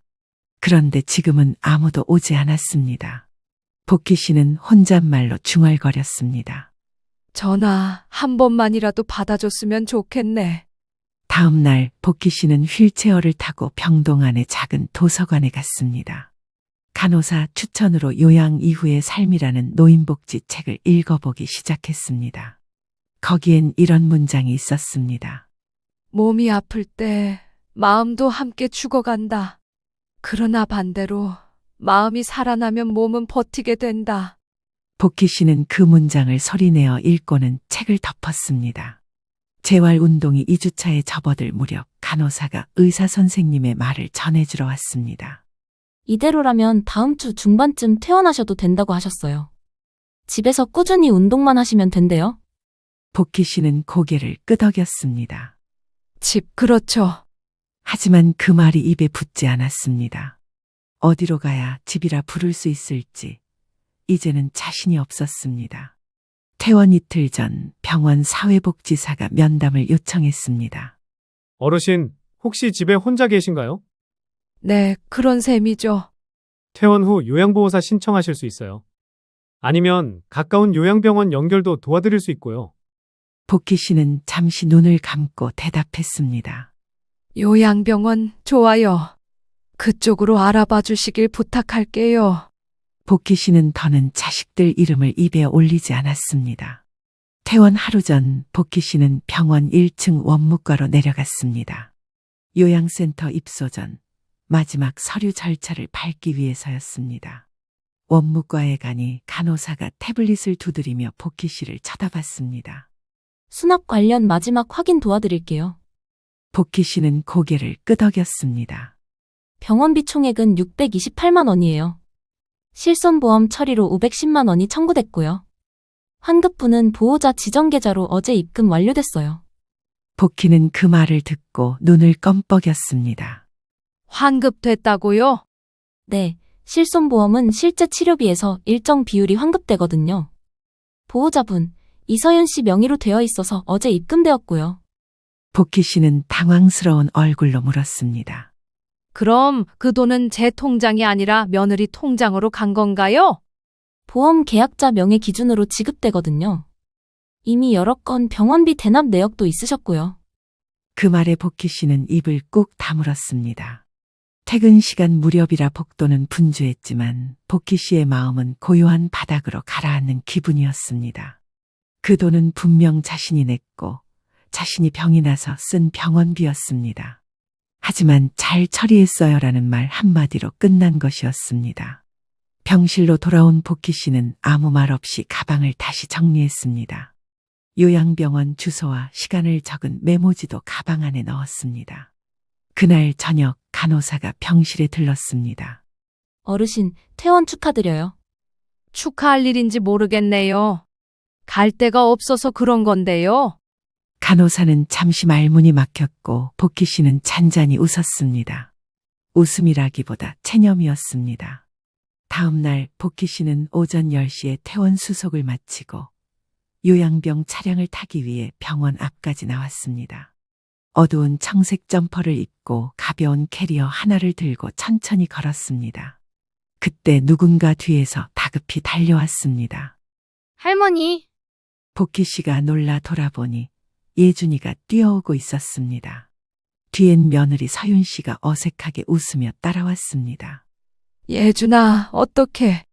예준이가 자꾸 병원 간다고 해서요. 퇴원한다니까 꼭 보고 싶다고 떼를 써서 잠깐 들렀어요. 복희 씨는 아무 말도 하지 못한 채 예준이를 꼭 끌어안았습니다. 할머니 집에 안 가요? 할머니 방에 가자. 우리 예준아. 할미가 잠깐 멀리 갔다 올 일이 있어서 그래. 그 짧은 포옹이 끝나고 서윤이 입을 열었습니다. 아, 맞다. 어머님 보험금 들어왔대요. 복희 씨는 그 말에 멍하니 바라보다가 조용히 입을 열었습니다. 서윤아, 그 보험 내가 내 돈으로 든 거야. 내 병 때문에 쓰인 거고. 그러니까요. 어머님 병 때문에 쓴 거니까 우리 쪽으로 들어왔다고요. 나중에 혹시 다시 아프시면 또 쓸 수 있잖아요. 요즘 세상에 보험이 어디 한 사람 몫이에요? 가족 건 다 합쳐 쓰는 거죠. 정우 오빠도 같은 생각이고요. 그 순간 복희 씨는 모든 말이 멈췄습니다. 가슴이 뻐근했습니다. 더는 설득도 부탁도 하고 싶지 않았습니다. 복희 씨는 작게 고개를 끄덕이고 예준이의 머리를 쓰다듬었습니다. 예준아, 할미가 어디서든 잘 있을게. 우리 예준이도 잘 지내야 해. 할머니 꼭 다시 와요. 약속. 복희 씨는 아이의 작은 손가락과 약속을 하며 고개를 숙였습니다. 서윤 씨는 시계를 보며 말했습니다. 저희는 먼저 가볼게요. 예준이 태권도 시간 늦겠어요. 건강 잘 챙기세요, 어머님. 차량에 올라탄 복희 씨는 뒷좌석 창문 너머로 병원 앞을 지켜봤습니다. 손자와 며느리의 뒷모습이 작게 멀어졌습니다. 그제야 복희 씨는 작게 중얼거렸습니다. 잘 처리했다는 말이 사람 마음까지 정리하는 말일 줄은 몰랐네. 복희 씨는 요양병원 203호에 입소한 지 2주째였습니다. 방은 작았지만 깔끔했고 창문 너머로는 작은 산이 보였습니다. 새벽이면 솔바람 소리, 낮이면 운동장에 나와 걷는 노인들의 목소리가 들렸습니다. 그날은 월요일이었습니다. 아침 식사를 마치고 복희 씨는 센터 로비에 마련된 독서 코너에서 라디오를 듣고 있었습니다. 그때 박 팀장이 다가왔습니다. 복희 어르신, 잠깐 말씀 좀 드려도 될까요? 복희 씨는 자리에서 천천히 일어나 따라갔습니다. 작은 상담실에 들어가니 책상 위에 서류 몇 장과 복희 씨의 건강보험 관련 명세서가 놓여 있었습니다. 병원 쪽에서 지난 입원비 정산 관련해서 센터로 연락이 왔어요. 미납 부분이 있어서요. 복희 씨는 놀랐습니다. 보험으로 다 처리됐다던데요? 남은 건 없다고 들었는데. 실손보험으로는 큰 금액이 정산됐지만 추가 치료비와 식대 일부가 누락된 채 처리된 것 같아요. 82만 원 정도 밀렸다고 합니다. 복희 씨는 순간 머리가 하얘졌습니다. 아들한테 전화해 보겠습니다. 복희 씨는 복지사 방을 나와 점심시간 끝 무렵센터 마당에서 전화를 걸었습니다. 처음엔 아들에게 2번 울리다가 꺼졌습니다. 그 다음은 서윤 씨에게 걸었습니다. 하지만 음성사서함으로 연결이 되었습니다. 결국 복희 씨는 짧은 메시지를 남겼습니다. 서윤아, 지난 병원 정산분이 덜 됐다고 해. 82만 원 정도래. 혹시 확인 좀 부탁할게. 그날 오후 5시쯤 복희 씨의 전화가 울렸습니다. 아들 정우로부터 온 전화였습니다. 복희 씨는 서둘러 받았습니다. 엄마, 서윤이한테 연락하셨어요? 그래, 병원비가 남았다고 해서. 나는 다 처리된 줄 알았는데. 엄마, 그게 꼭 지금 엄마가 직접 해결하셔야 되는 문제는 아니에요. 서윤이가 알아서 할 거니까 걱정 마시고 그냥 계세요. 그래도 내가 입원했던 건데 그 돈 때문에 센터에도 연락이 왔다더라. 서윤이 요즘 카페도 바쁘고 예준이 하원도 힘들어요. 솔직히 엄마가 그렇게 자꾸 문제 생기면 우리도 감당이 안 돼요. 복희 씨는 입을 꾹 다물었습니다. 그 말 속엔 당신의 문제는 우리 짐이라는 뜻이 고스란히 담겨 있었습니다. 이튿날 아침 복희 씨는 센터에서 제공한 아침 죽을 다 먹지 못하고 남겼습니다. 점심에도 숟가락을 놓았습니다. 그날 하루 종일 복희 씨는 휴대폰을 들여다보다가 놓고 또 들여다보다가 내려놨습니다.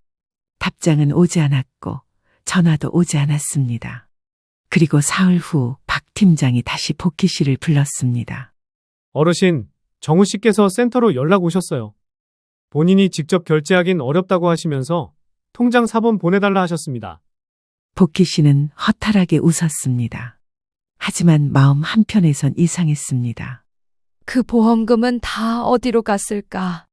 그날은 이상하게 마음이 더 허전했습니다. 아침엔 식판을 보고도 젓가락을 들지 못했고 점심시간엔 방에 남아있겠다고 말했습니다. 복희 씨는 창밖만 바라봤습니다. 나뭇가지 사이로 바람이 스치고 잔디밭 위에 햇살이 맺히는 평온한 오후였습니다. 그런데 오후 3시 무렵 센터 1층 안내데스크에서 박 팀장이 복희를 불렀습니다. 복희 어르신, 외부에서 등기 하나 왔어요. 우편이에요. 복희 씨는 고개를 갸웃하며 박스를 받아들었습니다. 손바닥만 한노란 편지 봉투 하나와 조그마한 초코바 2개, 크레용 몇 자루가 들어있었습니다. 편지 겉면에는 아예 삐뚤빼뚤한 글씨로 이렇게 적혀 있었습니다. 할머니한테 예준이가 보내요. 꼭 읽어주세요. 비밀이에요. 복희 씨는 순간 2 손으로 입을 틀어막았습니다. 눈물이 핑 돌았습니다. 방으로 돌아온 복희 씨는 조심스럽게 편지를 열었습니다. 흰 도화지에 진하게 눌러 쓴 글씨. 군데군데 크레용 자국이 남은 어린아이의 진심이 담겨 있었습니다. 할머니, 나 예준이에요. 할머니 병원 갔을 때 많이 걱정했어요. 지금 어디 있어요? 집에 안 오니까 자꾸 생각나요. 엄마는 바쁘다고 그러고 아빠는 말 안 해줘요. 근데 나는 할머니 보고 싶어서 이렇게 편지 써요. 할머니랑 자전거 타기로 했는데 기억나요? 나 이제 혼자서도 타요. 할머니 다시 와요. 복희 씨는 편지를 내려놓지 못한 채 그대로 울음을 터뜨렸습니다. 흐느끼는 소리가 방 안 가득 울렸습니다. 침대 위에서 꼼짝도 하지 못하고 편지 한 장을 꼭 껴안은 채 한참을 울었습니다. 그날 저녁 센터 복지사가 방에 들렀다가 복희 씨의 울음을 듣고 깜짝 놀랐습니다. 어르신, 어디 안 좋으세요? 아니요, 괜찮아요. 그냥 마음이 좀 풀려서요. 복희 씨는 눈을 닫고 초코바 하나를 천천히 뜯었습니다. 아이 손으로 넣은 그 작은 선물이 자신에게 세상 어떤 약보다 따뜻하게 느껴졌습니다. 며칠 뒤 복희 씨는 직접 편지를 써보기로 했습니다. 손이 덜덜 떨렸지만 천천히 한 글자씩 써내려갔습니다. 예준아, 우리 예쁜 손자 할머니가 너 편지 잘 받았단다. 너의 글씨, 색깔, 말투까지 하나도 빠짐없이 기억할게. 자전거 혼자 탈 수 있다니 할머니 너무 기쁘다. 나중에 꼭 다시 만나서 같이 타자. 할미도 운동 열심히 하고 있어. 항상 너를 많이 생각하고 사랑해. 편지를 다 쓰고 복희 씨는 봉투에 넣어 테이프로 꼭꼭 붙였습니다. 센터 외출이 가능한 날 복희 씨는 직접 우체국에 갔습니다. 직원에게 봉투를 내밀며 신신당부했습니다. 이 편지 꼭 손자한테 직접 가야 해요. 복희 씨는 우체국을 나서며 하늘을 바라봤습니다. 오랜만에 느껴지는 햇살이 마음까지 데워주는 듯했습니다. 그 주 주말 복희 씨의 휴대폰으로 번호가 떴습니다. 받아보니 아이의 목소리가 터져나왔습니다. 할머니, 편지 봤어요. 너무 좋아요. 내가 또 쓸게요. 복희 씨는 웃었습니다. 오래간만에 진심으로 활짝. 그래, 우리 예준이. 할미는 늘 네 편이야. 꼭 기억해. 편지를 보낸 지 5일째 되는 날. 복희 씨는 평소와 다름없이 센터 마당을 천천히 걷고 있었습니다. 라일락이 피기 시작한 봄이었고 햇살이 그리 따뜻했습니다. 그때 휴대폰이 울렸습니다. 발신자는 아들 정우였습니다. 오랜만에 보는 이름이었지만 복희 씨는 마음이 급하게 뛰지 않았습니다. 그저 천천히 받아들고 조용히 여보세요라고 말했습니다. 엄마, 잠깐 시간 괜찮아? 그래, 뭐 일 있어? 예준이한테 편지 보냈다며? 복희 씨는 멈칫했습니다. 곧이어 차분하게 대답했습니다. 그래, 편지를 보냈지. 그리고 예준이가 답장도 줬는데 그게 얼마나 고맙던지. 그런데 복희 씨의 말을 들은 정우 씨의 말투가 조금 날카로워졌습니다. 근데 그거 솔직히 우리 좀 당황했어. 서윤이도 되게 놀랐고. 뭘 그렇게 당황할 일이니? 걔는 내 손주야. 손주한테 편지 하나 쓰는 게 그렇게 불편했니? 엄마, 요즘은 아이 정서도 생각해야 하고. 예준이가 편지 보고 매일 할머니한테 전화하겠다고 뗐으니까. 우리도 생활이 어려워진다고. 그 말에 복희 씨는 입을 다물었습니다. 한참을 조용히 있다가 천천히 말을 꺼냈습니다. 정우야, 엄마가 너 어릴 때 하루에 몇 번씩 전화해도 한 번도 짜증 안 냈어. 네가 군대 있을 때도 신혼 때도 네가 연락 없이 며칠 사라졌을 때도 한 번도 엄마는 너 때문에 힘들다 그런 말 안 했어. 정우 씨는 아무 말도 하지 못했습니다. 그 정적을 복희 씨가 끊었습니다. 그래, 너네 사정도 이해한다. 근데 예준이 마음은 왜 무시하니? 걔가 진짜 보고 싶다잖아. 엄마, 그냥 우리랑 상의 없이 그런 식으로 연락하면 좀. 복희 씨는 조용히 웃었습니다. 그 웃음은 체념에 가까웠습니다.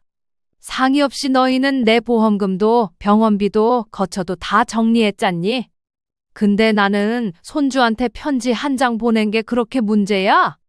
정우 씨는 말끝을 흐렸습니다. 서윤이 좀 예민해서 그래. 오해 말고. 그럼 이렇게 하자. 이제 나도 너희한테 상의 안 할게. 그날 저녁 복희 씨는 박 팀장에게 말했습니다. 혹시 제 명의로 휴대폰 하나 새로 개통할 수 있을까요? 이 폰은 정우가 요금 내던 거라서요. 네, 가능합니다. 복희 씨는 작은 돈을 꺼내 들고 센터 근처 통신사 매장을 찾았습니다. 본인 명의로 개통한 새 휴대폰을 손에 쥔 순간 이상하게 손이 따뜻해졌습니다. 며칠 뒤 복희 씨는 다시 예준이에게 손편지를 보냈습니다. 예준아, 할머니 번호가 바뀌었단다. 이건 우리 둘만의 비밀이야. 네가 연락하고 싶을 때 이 번호로 전화해. 할미는 항상 기다릴게. 네가 자전거 타는 거, 노래 부르는 거, 그림 그리는 거 전부 다 듣고 싶어. 사랑한다, 내 손주야. 그리고 편지 봉투 안에 작은 장난감 부엉이 스티커도 함께 넣었습니다. 이틀 후 복희 씨의 새 번호로 전화가 왔습니다. 할머니, 새 번호 맞죠? 나야, 예준이. 복희 씨는 얇게 미소 지으며 대답했습니다. 그래, 우리 예준이. 목소리 듣고 싶었어. 할머니, 비밀 지킬게요. 엄마한테 말 안 할게요. 그래, 우리만의 약속이다. 그 짧은 통화는 복희 씨에게 세상의 어떤 위로보다 따뜻했습니다. 복희 씨는 휴대폰을 꼭 쥐고 다시 한번 결심했습니다. 이젠 내 삶을 내 방식대로 살 거야. 누굴 원망도, 누구에게 기댈 생각도 없이 내가 원할 때 웃고 내가 듣고 싶은 사람의 목소리를 들으며 살 거야. 5월 중순, 요양의 연두빛 나무 그림자가 길게 늘어졌습니다. 복희 씨는 창가 의자에 앉아 손으로 뜨개질을 하며 햇빛을 받았습니다. 조용한 평화가 몇 주째 이어졌습니다. 더는 아들의 전화도 며느리의 메시지도 기대하지 않게 되었습니다. 그런데 그날 오후 박 팀장이 찾아왔습니다. 복희 어르신, 가족분께서 오늘 오후에 방문 예약을 넣으셨어요. 오후 4시쯤 도착 예정이라고 하십니다. 복희 씨는 뜨개질을 멈추고 고개를 들었습니다. 가족이라 누구래요? 며느리분과 아드님 두 분이요. 복희 씨는 잠시 말이 없었습니다. 그리고는 짧게 대답했습니다. 그래요.